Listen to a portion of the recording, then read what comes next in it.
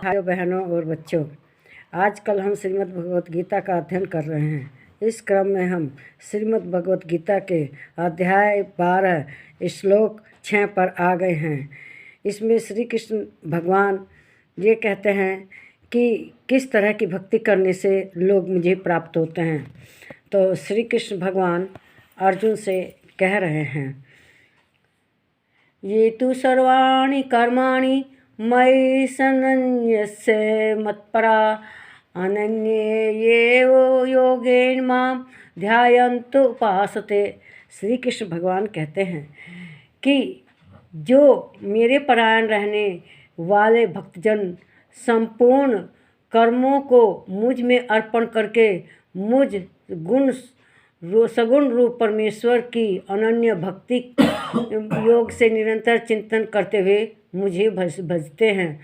तो वे कहते हैं कि जो अनन्य भक्ति करता है मतलब केवल श्री कृष्ण भगवान की ही भक्ति करता है और सगुण रूप से भक्ति करता है, कृष्ण को ही सब कुछ मानकर उनको सब कुछ अर्पण कर देता है।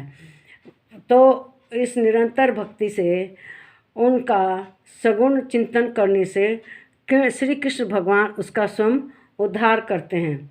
भक्तों को संसार से जो भवसागर रूपी संसार है इससे उनका उद्धार कर देते हैं। यहाँ पर उन्होंने पार्थ शब्द का प्रयोग किया है। पार्थ मतलब प्रथा। जो उनकी माता कुंती थी उनका नाम एक प्रथा भी था और इसीलिए उनको प्रथा पुत्र को पार्थ कहते हैं। अपनी बुद्धि और मन को उनमें ही अर्पण कर दे और उनमें ही आश्रित रहेंगे तो क्या होगा, श्री कृष्ण भगवान उनमें चित्त लगाने से उनके भक्त लोगों को समुद्र संसार भवसागर से पार कर देते हैं और मृत्यु सागर जो है संसार है इससे उनको जो भवसागर है पार कर देते हैं। देखिए, भवसागर को पार करने के लिए मनुष्य को बहुत बड़ी अपनी ज़िंदगी बितानी पड़ती है और इसको पार करने के लिए उसको नौका की सहारा का ज़रूरत पड़ती है। इस नौका के खवैया श्री कृष्ण भगवान स्वयं ही बन जाते हैं और जो उसका भक्त है उसको भवसागर से पार कर देते हैं। इसमें उन्होंने यही कहा है कि जो भक्तजन उनमें अपना मन और बुद्धि अर्पण करते हैं और उनकी सगुण पूजा करते हैं। सगुण पूजा का मतलब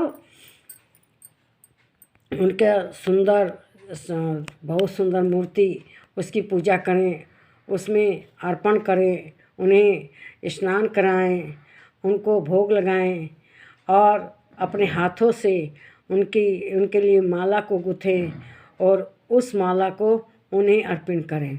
जो उनके प्रिय भोग हैं जैसे माखन मिश्री का भोग लगाएं, नैवेद्य चढ़ाएं तो इससे श्री कृष्ण भगवान प्रसन्न होते हैं।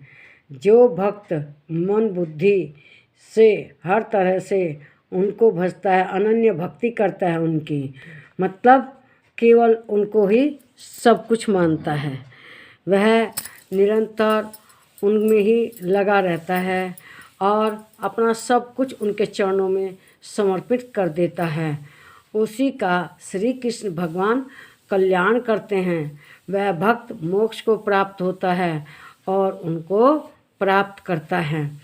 तो इसीलिए इस भवसागर को पार करने के लिए जिसमें कि हमारी नैया चल रही है, श्री कृष्ण भगवान ही उस नैया के खिवैया हो जाते हैं। और जो संसार रूपी भवसागर है जिसमें कि बहुत दुख सुख भरे पड़े हैं, बहुत कष्ट है, अगर जो भगवान की भक्ति नहीं करते हैं तो उनकी नैया पार नहीं हो पाती। और जिस नाव के खेवैया श्री कृष्ण भगवान पर बन जाते हैं वह तो ज़रूर ही पार हो जाती है। जैसे श्री कृष्ण भगवान अर्जुन के सारथी बने और उनके सारथी बनकर उनको युद्ध जिता दिए, इसी तरह से हम लोगों के भी भवसागर पार करने में वे मदद करते हैं, नाव के खेवैया बन जाते हैं। इस वीडियो को लाइक कीजिए, शेयर कीजिए, इस पर कमेंट कीजिए और मेरे चैनल को सब्सक्राइब कीजिए। नमस्कार मेरे प्यारे भाइयों, बहनों और बच्चों।